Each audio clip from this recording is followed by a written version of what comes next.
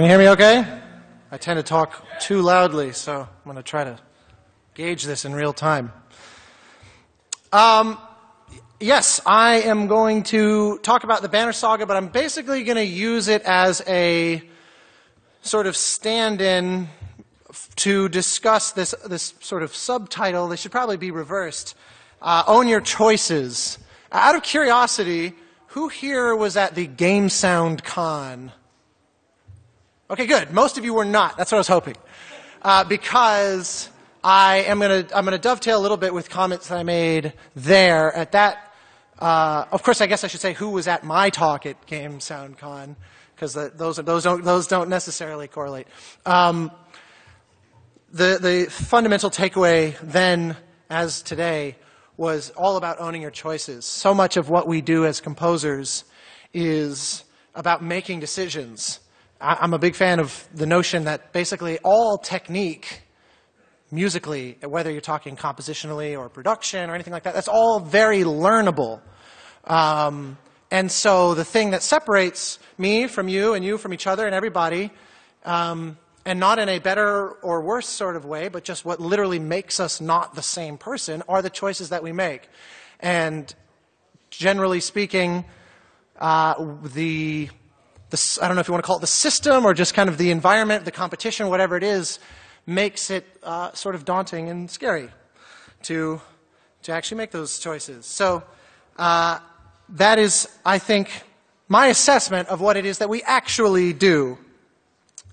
I'm a big fan of that picture, by the way. There's usually only semi-relation of the images to what I'm talking about. In this case, it's fairly on topic, but I figured, someone cosplaying Metal Gear Solid, I have to put that in my talk somewhere. Weirdly enough, I think I typed like mystery or something into Google Image, and it took us right into our own backyard. I was very happy about that. So in other words, the idea is I want to talk about the philosophy of what is the composer's actual role, because I don't believe it's actually writing music. We are storytellers. Much like LeVar Burton. And storytelling is about interconnectivity. Storytelling, it works when you connect with the person you are telling a story to. And at the end of the day, that's all music composing is about. It's about meaningfully creating these connections and tapping into some core truth, which I would spell with a capital T, something that feels universal, something that feels very powerful. Even if it doesn't, genre, all these things don't matter when you're talking about that. It's just the idea that I have connected with you in a very sort of primal way. But in a way, that's sort of a whole other talk. And so today, the whole notion of owning your choices is really more about how we go about doing that. How does one make those choices? Or another way to put it is, how does one sort of create? How does one create? How does one synthesize creative ideas? And I don't think that we do. I think creativity is an act of discovery. That's a very lame and on-the-nose image for that, by the way. But point is, the greatest ideas musically and in all creative acts, what makes them great is that they have that very magical quality that we call inevitability. And I think another way to put it is that we need to be seeing what we do as not so much making ideas, but getting out of their way and letting them kind of be created as they want to be created on their own, which is a bit antithetical to the notion of owning your choices, and I understand that. You will embrace my mixed metaphors.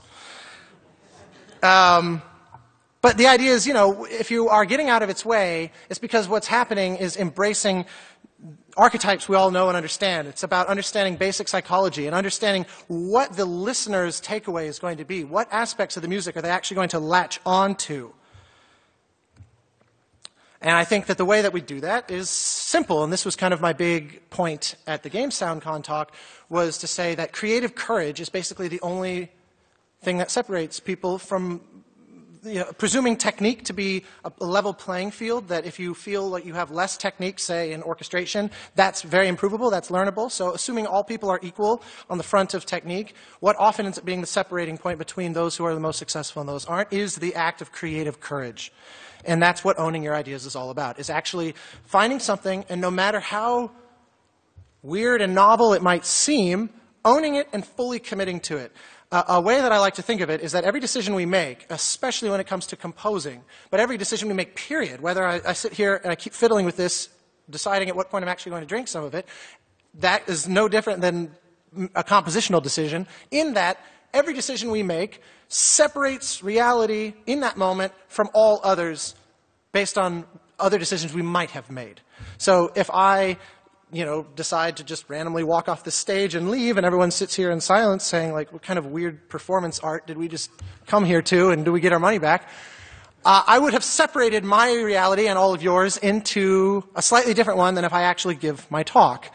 And every compositional decision, bear in mind, I understand that it's on these tiny little microscopic levels where, writing that C sharp in this octave versus that octave is not necessarily going to change the future of history, but it is a different reality than if you had chosen the other one.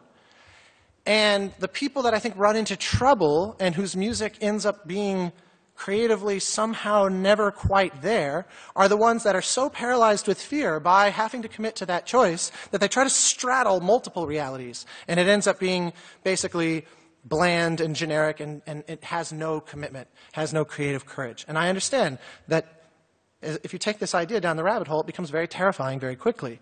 But that ultimately is what separates people. So I'm going to use that to talk about this game that I just finished that I had a really wonderful time to work on, called the Banner Saga. I am in no way trying to proclaim that I made good choices, or that the music is great, or that you'll like it, or anything like that. But I do feel proud that I did commit to those choices. And that's why I like to use it as an example. So hopefully there might be some things that interest you about the actual process itself. But the idea behind presenting this score, in addition to the fact that it's just brand new, is that I do actually feel really good about the commitment to the choices made. So I want to give you a bit of a rundown. I see I have at least one of my photographed gentlemen here. Are you the only one here right now? Well, this is John Watson, one of the three sort of core members of what we call Stoic. He's very worthy of your applause. As you can see, they had a very successful Kickstarter. There's no time left, though, I'm sorry to say. So you have to put your wallets back in your pocket. But 20,042 people beat you to it, so that's okay. Actually, did anyone here back the game? Yeah, all right, awesome. That didn't even occur to me to ask, but that's really cool. Out of curiosity, why did you? I know you. Why don't you tell me? I really liked the setting. The art was really impressive, and I kind of felt like I had a little bit of personal stake in it becoming really cool. Well, I couldn't agree more. The visual style of this game is extremely engaging and striking and unforgettable the instant you see it, and that was which that little screen grab only gives you the tiniest sense of. But just a quick overview on the game itself. For me, the most important takeaway is actually the right half of the frame there, which is Alex Thomas John Watson and Arnie Jorgensen. And for me, the takeaway there, I know this is slightly on a tangent from the point of my talk, but when working with people, for me, who I'm working with is always by far the most important thing. It doesn't matter what kind of game they're making. It doesn't matter what genre it is or what genre inevitably the music will then be in. If I feel like these are people that I want in my life, then I'll go off the edge of a cliff for them. And I feel like I do my best writing in that situation anyway. And of course one would if you actually care about the people. So at some point I just made the career decision of that's going to be how I make all my career decisions, is what do you mean to me as a human? And because, it's not like you are going to date every person you meet or marry every person you meet, and we don't see that as a problem. We're like, no, you choose people because of what they mean to you, and they choose you for the same reason. And when you're collaborating with someone, especially on a thing like this, a Kickstarter, totally independent game, where there is no lifeline from a publisher or somebody to give you money when you're over budget and over schedule and all those things. You're in it with people. You're not in it with an entity. And it's really important. So that's a side note. But that gives you a sense of why I immediately jumped on board. It was the same response that you had. I saw what they were making. They called me out of the blue, and they said, they were halfway through their Kickstarter and said, you know, we're interested in working with you. Take a look and see what you think. And what got me was learning their story of you know, quitting their jobs to make their dream game and completely just diving off into unsafe waters. It responded to me because that's commitment to creative ideas. That's owning your choices, and that's having a huge amount of creative courage, and I really, really respond to that. So here's a little bit of a look at the game, but the first question I always have to ask is, what is this about in a fundamental sense? Not what is the story or the narrative or who the characters and what are their names. I love all of that. But the key thing is to say, what is the actual emotional idea that matters? And in this case, what I really responded to was that it was this wonderful combination of sort of desolate lonesomeness with kind of proud warriors, regal courage. And it was a wonderful blend of that kind of wistful look at the world ending, which, you know, is normally treated with a frantic hysteria of like, how do we save the world? And this game said, no, you can't. And you're not even going to try to. You're just going to try to weather the storm. And you're sort of powerful Viking-inspired characters, Viking mythology-inspired characters, and you're basically taking it in stride. And I thought, that's a hell of a thing. And it reminded me in a way of Battlestar Galactica's emotional landscape, which I really loved as well. And so I wanted to play for you from my giant speaker there. I always end up screwing this up. Oh, great. This was essentially the first thing I wrote, which was a theme trying to capture everything I'm saying. So you can hear it's very, you know, even though it's a turn-based strategy game that has very much a kind of adventurous quality to its narrative. But like I said, the question is always, what is this actually about, though? And it's about something very kind of quiet and lonely, but proud. And that's what I was trying to capture with this.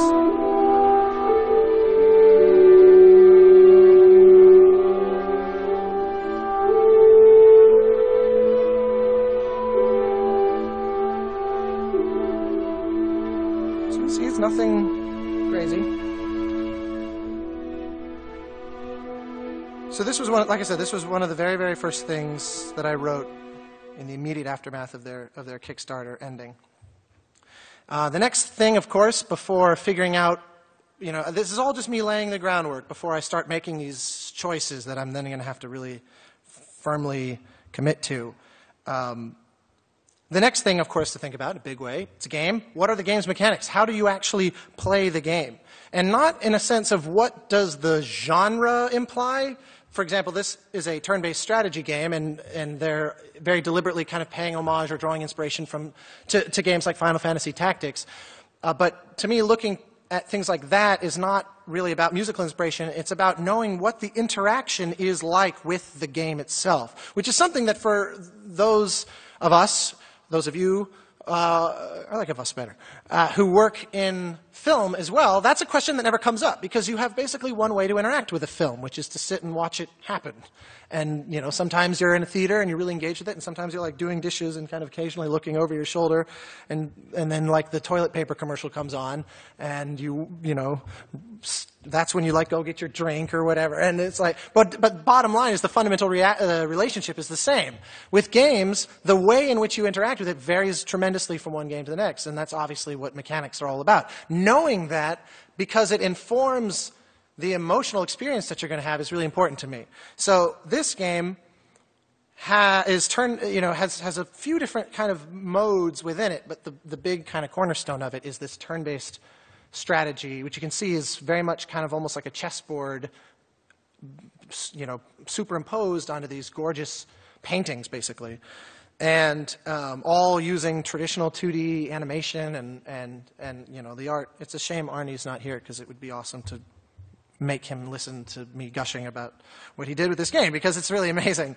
The point is, the turn-based mechanics have a very specific kind of emotional feel all their own, just as mechanics. For example, it's not a very fast-paced game by design. They were looking for something that felt very kind of mature and methodical, like playing chess.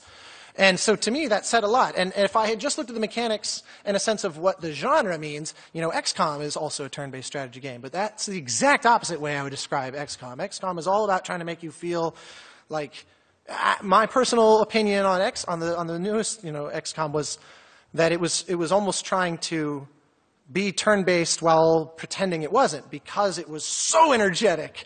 And this was owning its sort of its chess-like quality in a way that I really responded to, where sitting there and contemplating your move for 10 minutes might be what you do.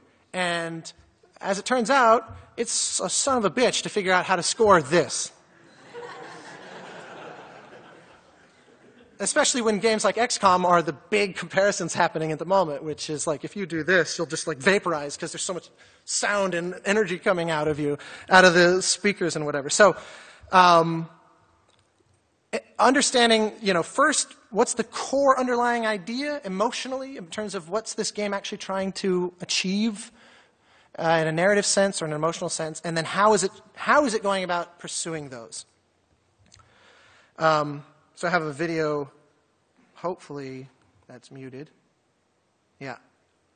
There's music in the video, and I didn't want you to hear that. You're not ready. But I wanted you to just see what I mean. This is just a random capture off of YouTube from someone's playthrough, I believe. Or it might have been one of the tutorials, I can't remember. But it's you can get a sense of how it moves. And there's a lot of implications that come from that. And there's ways to approach this that might make it feel slower, that might make it feel faster, and neither of which are necessarily better or worse than the other. That's just sort of a decision that you have to make. But I can tell you that I was afraid of the score making it boring, because I think on its own it's not, but it is definitely very introspective and methodical. And if the score kind of gets too excited by that fact, we might make something that's has an audience of a quarter of the size of this room.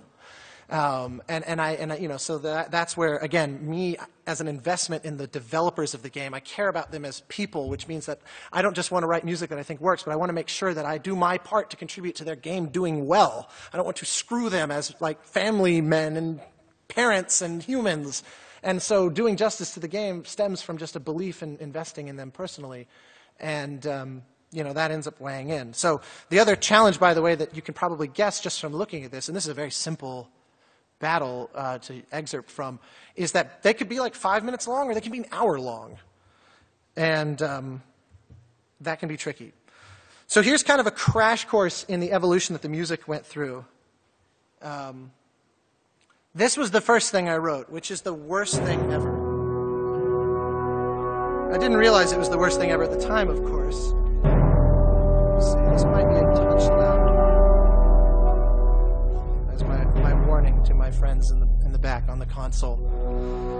This first part is okay, because it's sort of tense, but it's not. These are mock-ups, by the way, so apologies. They're not necessarily great. But it kicks into a lot of it, because actually, to me, what's really obvious about this first version is that I had not yet played the game. Because I was like, let's just see what happens if I go all out with some like crazy sort of Viking, I don't even know what inspired this. The theme's in there, so that it's not totally horrible, I guess.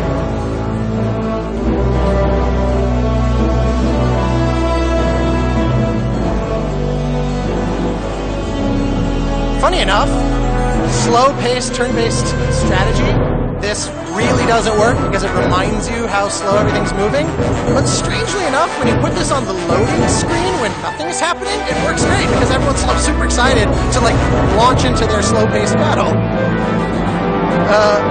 But truly, that was at least a one-point movie there, and that actually seemed to work. No more. So I thought, okay, what if I went the hard opposite? And so actually we tried that initial test of the theme. But what if we put that in. And so I basically did some elaboration on that and went as far the opposite way to go as possible. Sort of skip ahead here.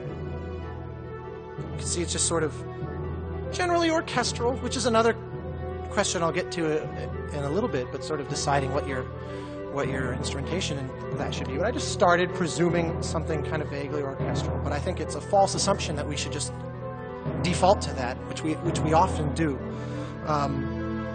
But in this case, I definitely did, and so I was trying something that's very kind of, you know, gentle, and I quickly decided I hate that too. And part of it was that even though I like that it's not really about battle, these characters, as I really dug into the heart of the game, the idea that came up through conversation with the developers at Stoic Studio was these are warriors who fight because they have to, not because they want to. They are extremely badass at it. They are big Vikings and giants and mythical creatures, but they don't actually have a bloodlust. And that was very intriguing to me to try to really capture in the music, that they fight with a sense of reluctance. And that first piece kind of embraced that a little too much, or it didn't interpret that the right way, I should say. So here's something a little further down my... But I wrote this score for 2 years, by the way, so that's why there's like lots and lots of trial and error happening, which I'm a big fan of, by the way. You get on as early as you possibly can so that you can actually explore ideas and make something that's not just top shelf, you know, raw technique and no actual sort of inevitability. So here was something where I thought, okay, it's a lot sparser, and there's a definite tension to it that was absent in the previous version, but it's still nowhere near the energy level. And this was fine. Honestly, this just felt very unspecial to me. It's just like, it's just percussion, it's noise. But I did kind of like the sense of angst that it was landing on. So then the next idea,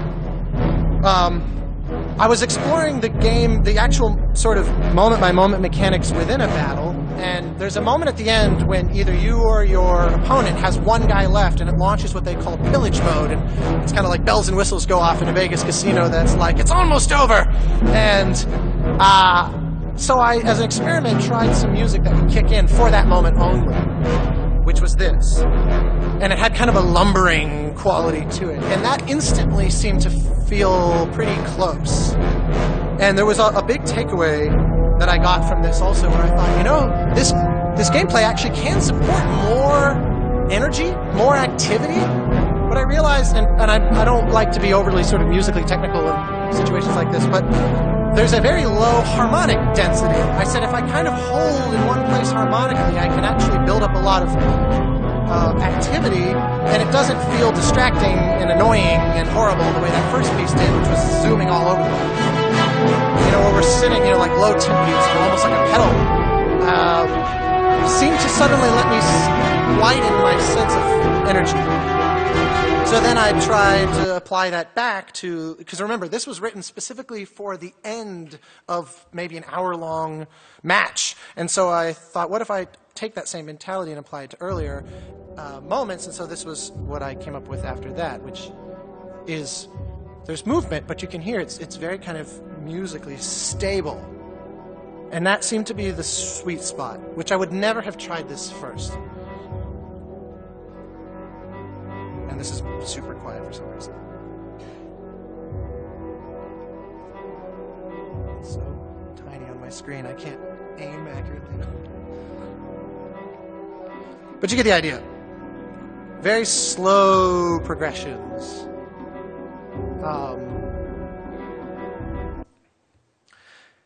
So that, of course, is only half the struggle.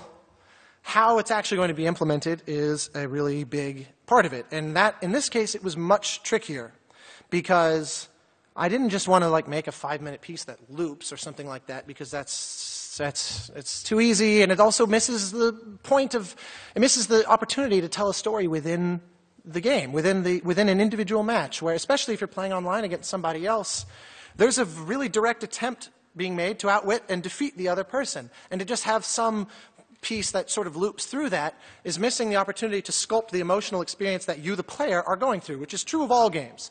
And so, but the question was, how do we implement this? Well, we had one huge thing going for us, which was really awesome. And I have that screenshot up there to show, because the person has clicked something on the UI that shows you the stats of all the units. And one thing that I really loved about this, from a turn-based strategy standpoint, is there's no random rolls, really. This is 100% stat-driven. And it's very simple. You know, the blue number is what we called, like, armor, basically, and the red number is strength. And so, you know, like the guy that in the top there that has 8 armor could be dealt 4 damage by the guy down to the right that has 12 strength. So it's very just simple and arithmetic, which means there's a lot of data under the hood to potentially create hooks to attach score variables to drive the implementation of the music. So there was a real opportunity to get very, very granular with the music and chase in a very specific moment-to-moment, incredibly accurate way what's happening in the game.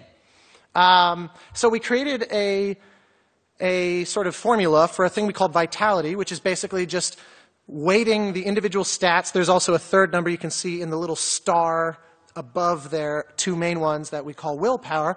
And we basically came up with a way to weight the individual value of those 3 and then stack the 2 teams up against each other, and whichever team is losing that vitality number fastest, the system basically says is losing, and we can track that all in real time because it's very easy. It's very simple. And so the initial idea was, oh, this is great. I can really make something really intensely branching and with a lot of layers, and almost instantly discovered that is a god-awful idea. Because if I sit there and I'm playing like this, and the music is, you know, like these bassoons going, and after 10 minutes of careful consideration, I make one mouse click, and then the music is like, no! Because the stats changed, suddenly I'm like, Jesus, what did I do?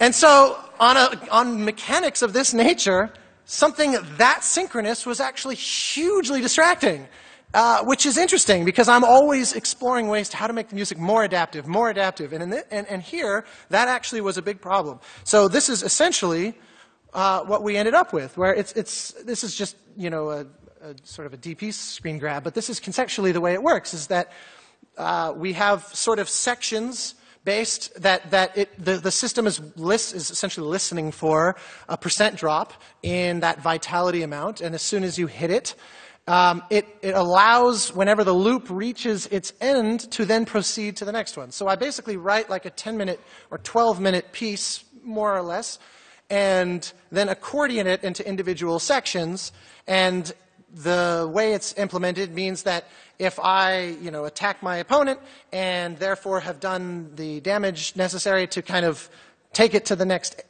segment in this scheme, it will only actually advance once the music reaches that on its own organically anyway, which will be at some point after that has happened. You know, it's as soon as 1 second if they happen to have done it at the end of the loop, or it could be the full duration if they happen to have done it at the beginning. But either way, they won't actually really notice because it proceeds into the next phrase and idea of music, which is already a natural consequence of what you were hearing as it was.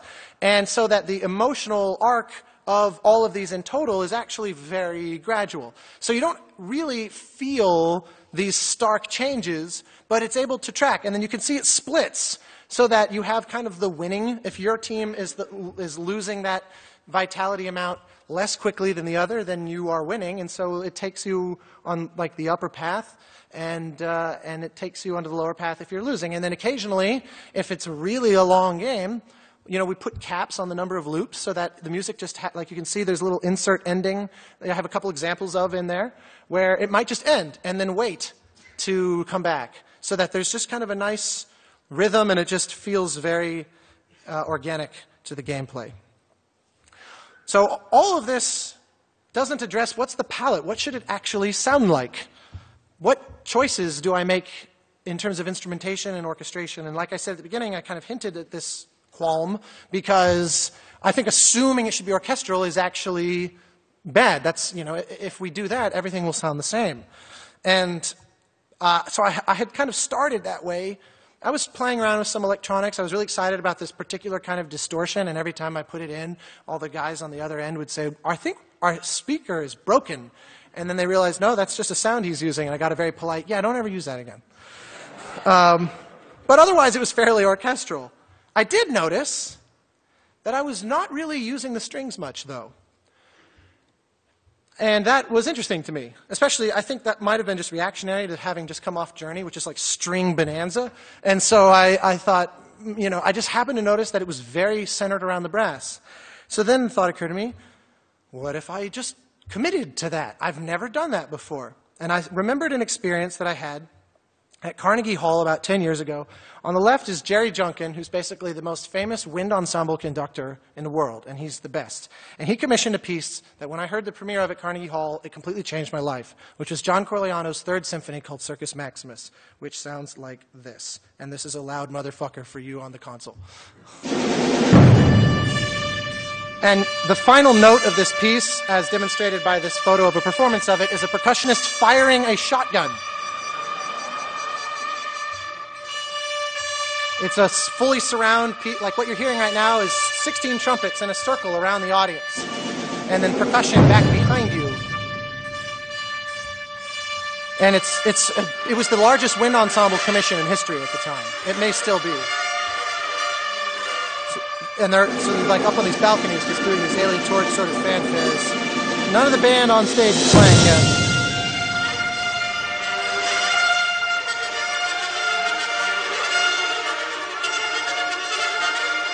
Whoever I was walking into Carnegie Hall before hearing this piece was not who left that day.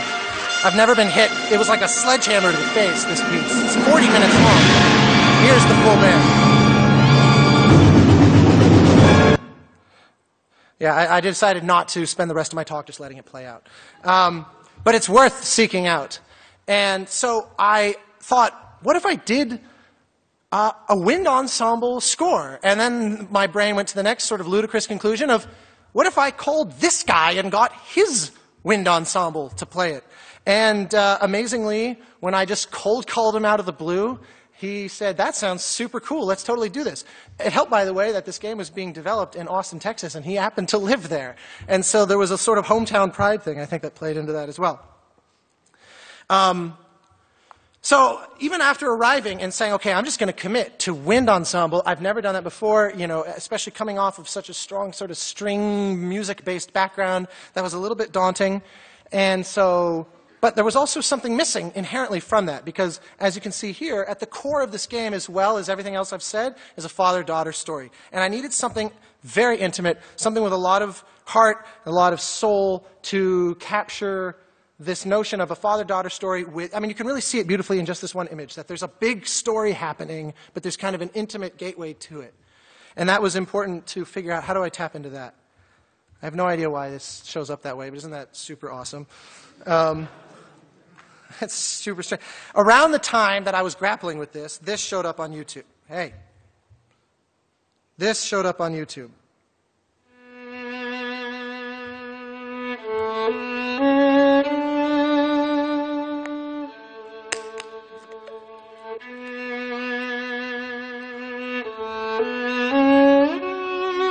So when I saw this, never mind the fact that I was completely mind blown over what somebody had done with my music, this was like the most humbling and awe-inspiring thing I'd ever seen in my life. She did this all herself. She's totally speechless. If you're not familiar, this is Taylor Davis. She's incredible. I think I'll spend the rest of my talk talking about her. But I saw this and I thought, I just want to work with someone that does cool shit. And this was mind-blowing to me. I couldn't believe it. So I thought, okay, I'll have one string instrument. That will be that's the soul. That's the thing that I pit this like 60-piece wind ensemble of 10 French horns and 5 trombones and just 7 percussion. Big group. I'll pit that against the one violin. Of course, we did not record them simultaneously, so we did not have the acoustical issue faced with that. She actually lives in Detroit and recorded all of it from there.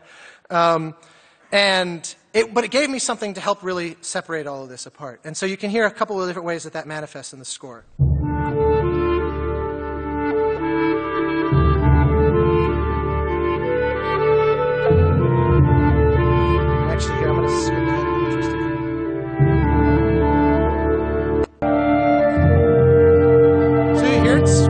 ensemble.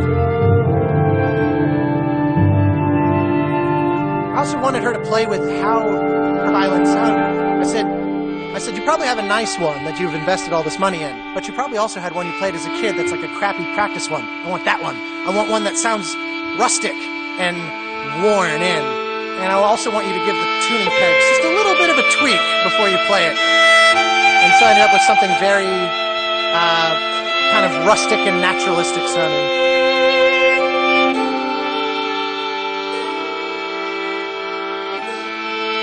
It almost sounds like an accordion as a result. And then, but I also thought, this is going to be very important for keeping, especially in the narrative, the combat can be grounded in that father-daughter story as well. So here's an example of how that plays out.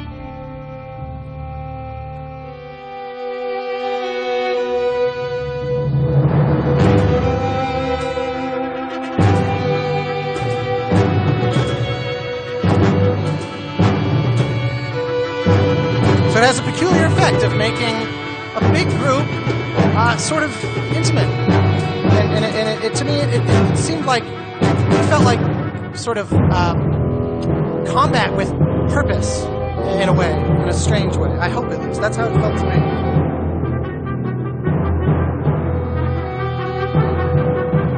And obviously I'm really committing to this notion of her as an overdub because you're hearing her very up front in the mix in a very present and tracked, obviously tracked sort of way, just by design. She does not sound like she's on the stage with the rest of the group, whereas there's a very live sound intentionally, and that's by design, so that you really feel this like one against the rest.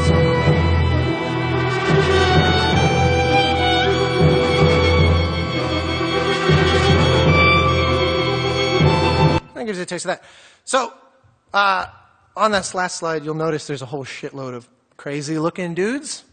That's one of these guys, which was the last sort of major consideration to take into account here. Like, what can I do to kind of force myself down some kind of interesting path? Again, everything here is, all these choices that I'm feeling compelled to commit to hard and fast are organically stemming from the game. I'm not just arbitrarily making them. And so the sort of the enemy, the sort of lurking specter that's hounding you in this game within the narrative is these big sort of biomechanical guys they call the Dredge. And I thought, they bring a very otherworldly, an alien, not in the Geiger sense, although kind of, vibe to the game, and I wanted to have that represented some way in the score. Now, I say that hesitantly because I don't actually really like or advocate for these very sort of direct, on-the-nose corollaries musically, where it's, like an obvious one would be, I'm scoring a film that takes place in China, the music should sound Chinese. I'm like, but why? We already figured out the whole China part on account of the movie taking place there.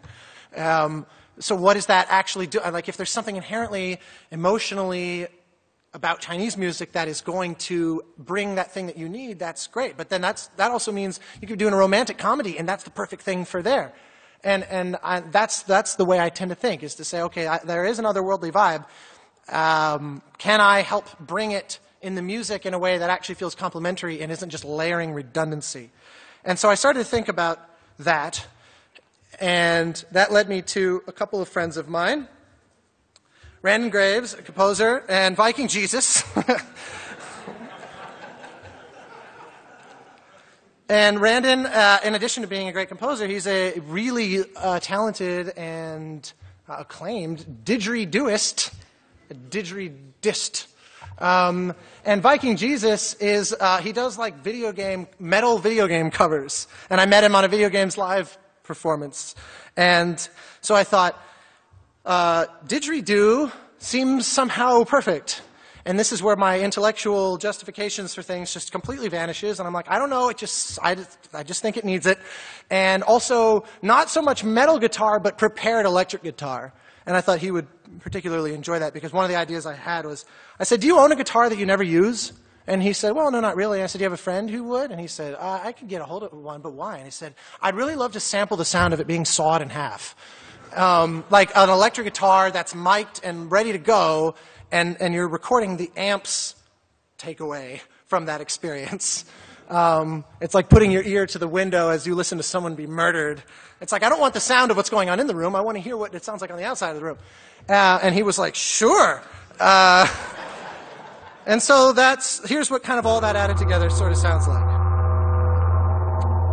Also, what was cool is it was the Dallas Wind Symphony, which is Jerry's ensemble, and we recorded in their concert hall in Dallas, which was awesome and terrifying because it's not wired for headphones or anything. I had to do all of it without click tracks. It was insane.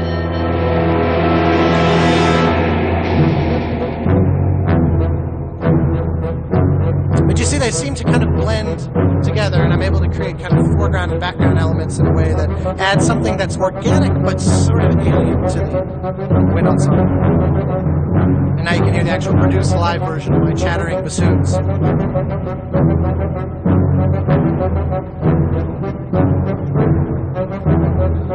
in the interest of time, there was still something else missing.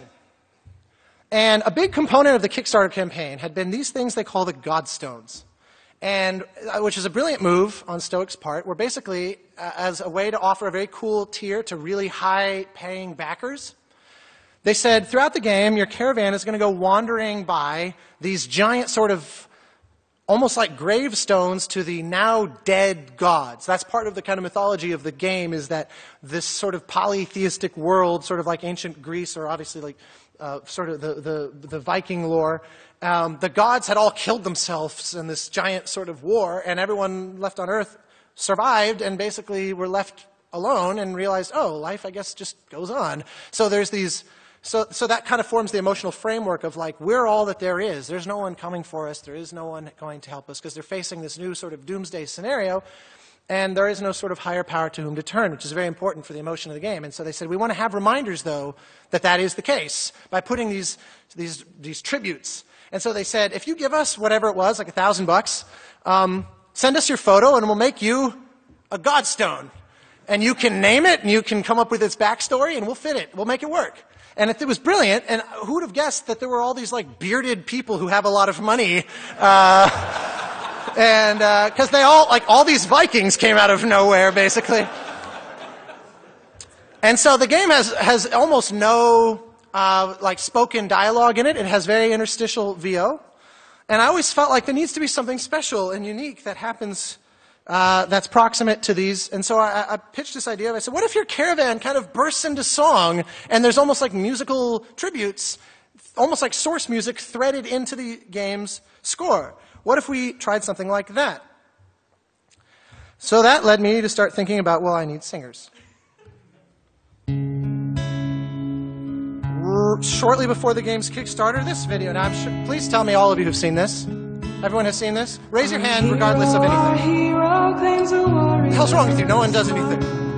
All of you, well, you're watching it now, so you've all seen this. This is Maluka. Are you here somewhere? She's, yes, okay, she is among us.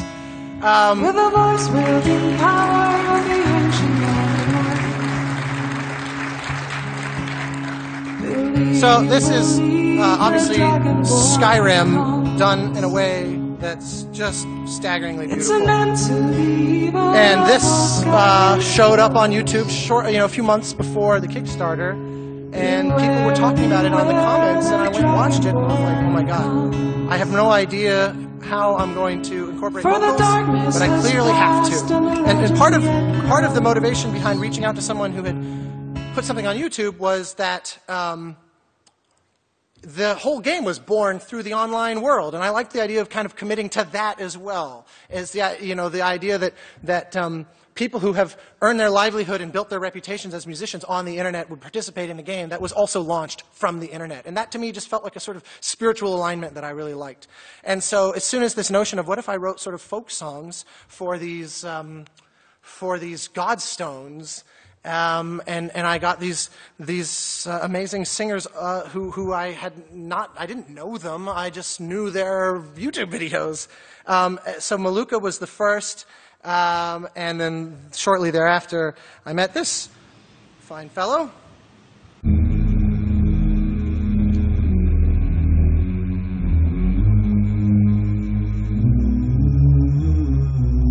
This is from The Hobbit, the Misty Mountains.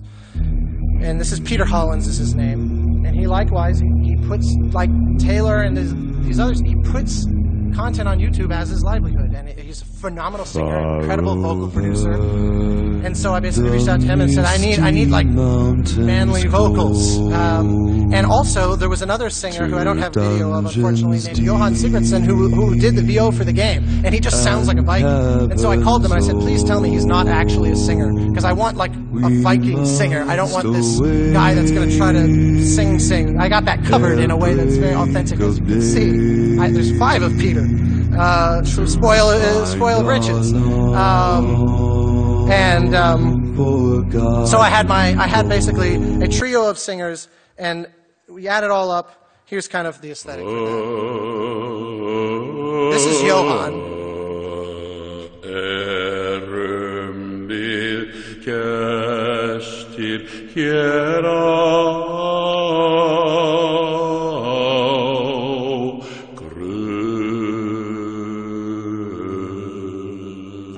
Peter and Johan together.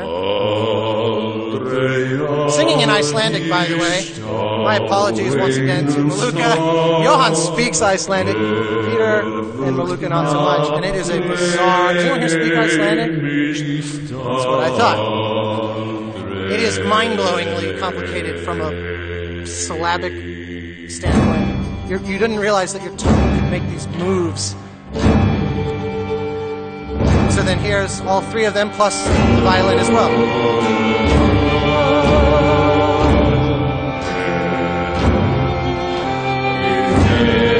So it's sort of like folk music.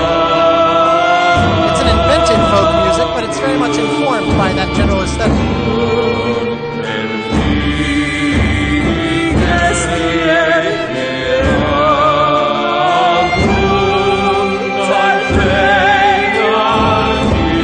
This particular musical excerpt is sort of, I'm not going to say what it is to avoid spoilers, but it's of central importance in the game, so of course I also add in the full wind ensemble as well. But most of them don't.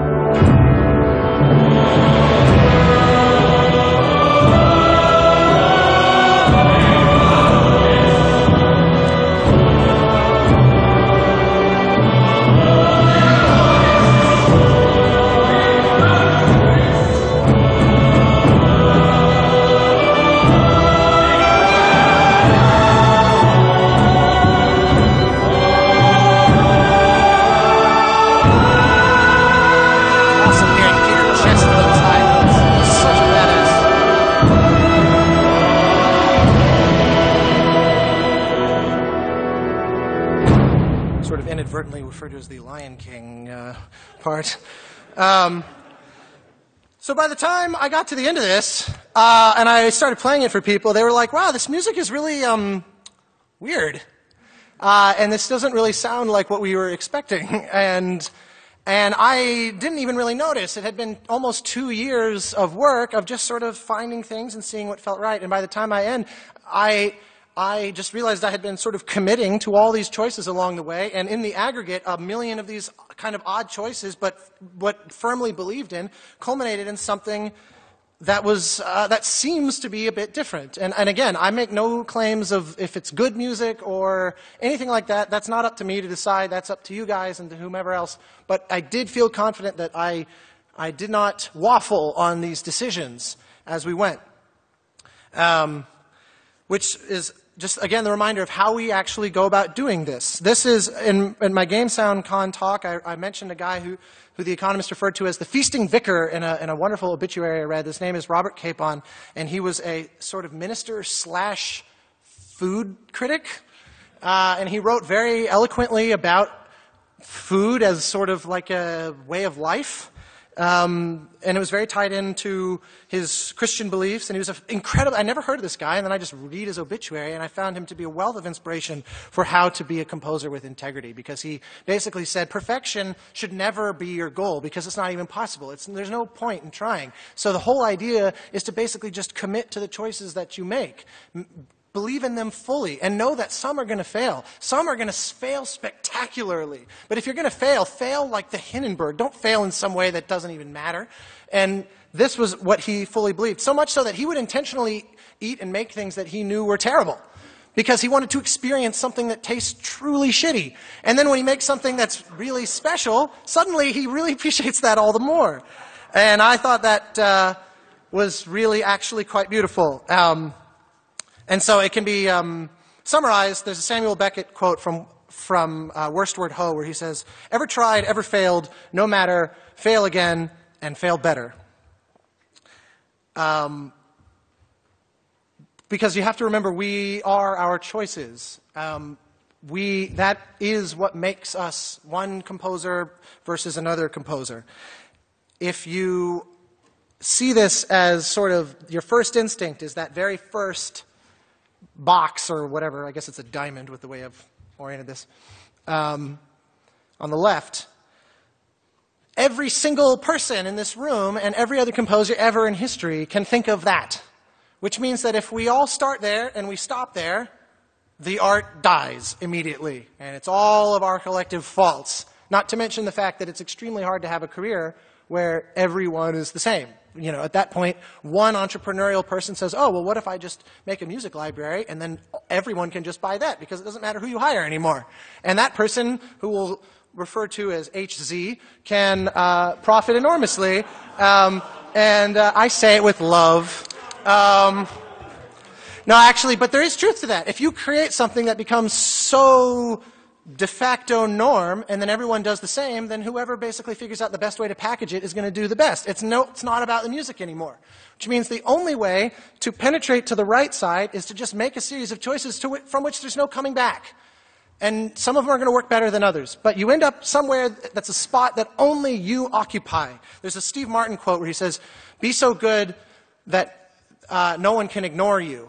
And I actually don't think that really applies in our world where technique is so learnable and where sample libraries and the ability to hire orchestrators and all that means that from a skill level, everybody's capable of being the same. We've kind of Harrison Bergeron'd music. I actually think that's wonderful in this particular instance, so that what separates us is you. So I would say be so you that there's just no one else. That you're the person that does that thing. You're the only person that would make those choices. And it's not about them being better or being worse. It's about the fact that you're the only one that would do them. And there's going to be people that respond to that. Never mind liking working with you and all of the wonderful lovey-dovey details. So in other words, our choices is what we sell. That's what we charge for. It's not actually music in some other sense. Thus, it's always very important to just own those, know that those are all that matter. And in what few minutes I have left, I would be happy to take questions. And I think you should probably run up to the mic for the sake of the recording, but I will also restate them. And I've failed if no one has a question. All right, beautiful. Austin, you got a lot of brave decisions as far as, having the violinist bring in her oldest violin against the whole stage. The didgeridoo, a lot of cool ideas, and I love how they came together. Are you doing the mixing? Are you making those decisions, or do you have someone that you work with on a very intimate relationship to make sure that those ideas come through the way you intended? So everyone hear that, I assume? Yeah? So on this particular score, because we recorded the wind ensemble in kind of an unusual way, I essentially mixed it myself. Normally, I don't like to. I don't consider myself a mixer. You know, I'm kind of an idealist who thinks of my job as putting dots on paper. But, you know, in this world, in this economy, sometimes you have to be able to, hire so-and-so. You can't hire X. And so, but in this case, we actually had the budget, and I did hire my mixer, but what he did was actually more like mastering.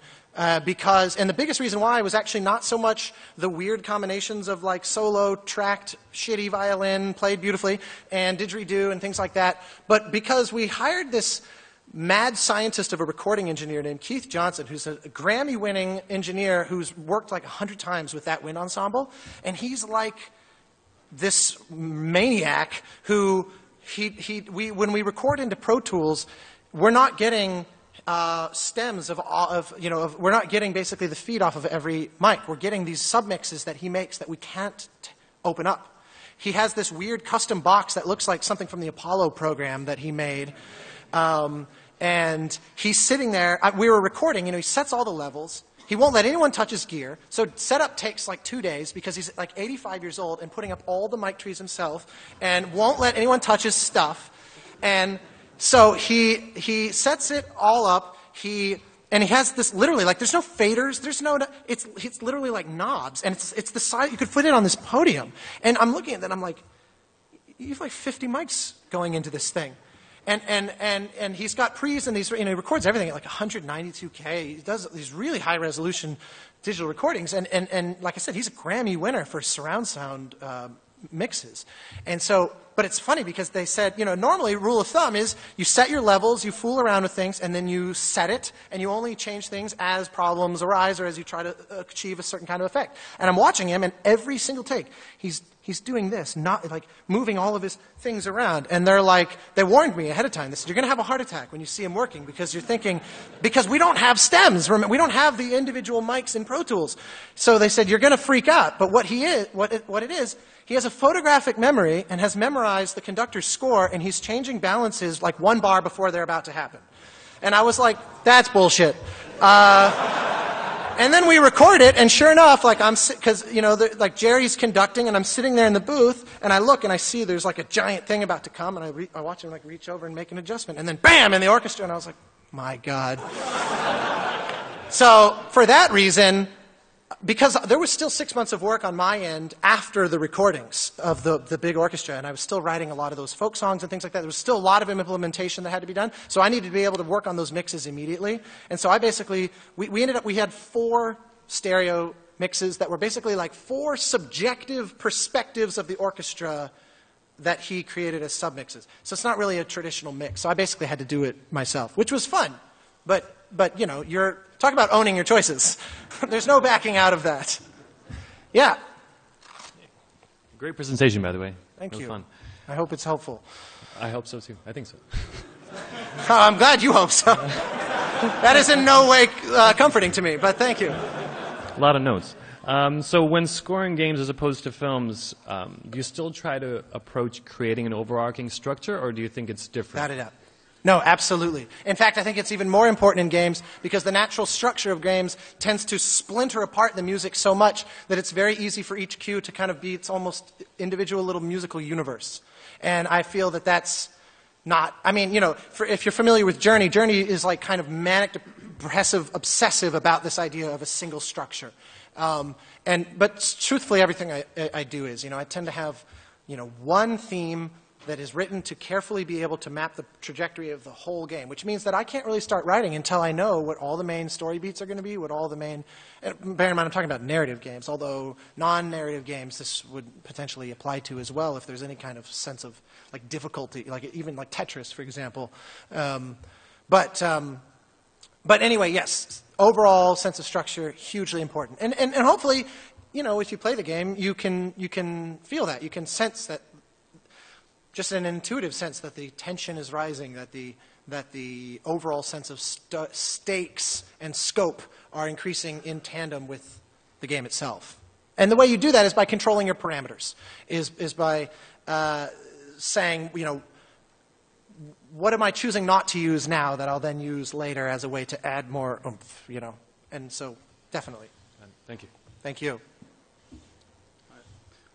When you talk about owning your choices, I'm curious as to know, how do your meetings go when you get revision requests, or do you not even entertain revisions? Of course, no, yeah, absolutely. You will like it. Please don't let the checks stop coming. Of course, no, for me, those are not antithetical concepts. In fact, they are very mutually supportive concepts because someone will throw out an idea, bearing in mind that owning your choices is all about going down some path that you've really never been down before, and it's about creating something that you feel like, I didn't know I knew how to do this. When someone offers you a suggestion, like if I'm writing a piece for Wind Ensemble and the note I get is, make it more orange, I have no idea what the hell that means, but it does make me think and rewrite and revise in a way that I wouldn't have on my own. And so then I end up going down an even more of an interesting path. So yeah, to me, I actually think writing is in the rewriting. I love throwing things out because then I feel like, because I just always assume that my first instinct is terrible. What I like to tell people is, what most people don't realize is I am a god-awful composer. I really am terrible, but you just haven't heard 99% of what I wrote because I'm fairly good at curating. So, and the notes are a helpful way to actually be able to do that. All right, let's lightning round through the last two of you guys. All right, fight to the death between the two of you. Okay, It's on you. Thank you for your presentation. And my question is, usually, at which point do you bring in live instrument and live musician? Because I have heard that you have somebody recorded right up you came up with the main theme melody of Journey. Yeah. No, it's true. Journey I recorded on day one. Tina Guo, the cellist, and Amy Tatum, the bass flute player, were recorded on day one before there was even concept art or a remotely playable prototype for Journey as well. And if you're tracking a soloist, I mean, these are friends of mine. If I just call them and I say, will you come over and read this, they will. Or I'll give them $50 to just sit in front of a microphone, even if I end up throwing it out. But I would much rather the developer hear something that sounds the way it's supposed to sound and feels the way it's supposed to be, especially when you're talking about, like in the case of Journey, there's cellists and then there's Tina Guo. She does not, I don't know what she does, but it's sorcery, which means that if I cannot be sending them mock-ups, and you'll have a stroke if you're like, oh, I get used to the mock-up, and then you hear her. No brain should have to make that leap. You got to start with her. It's the safest thing. And so, obviously, you can't do that with a full orchestra, so mock-ups are pretty key there. So in that case, I tend to try to wait until the last possible second so I can keep changing the music over and over and over again. But for soloists, early and often, don't break the bank, but they'll work with you because it's just a one-on-one thing. Thank you. All right, thank you.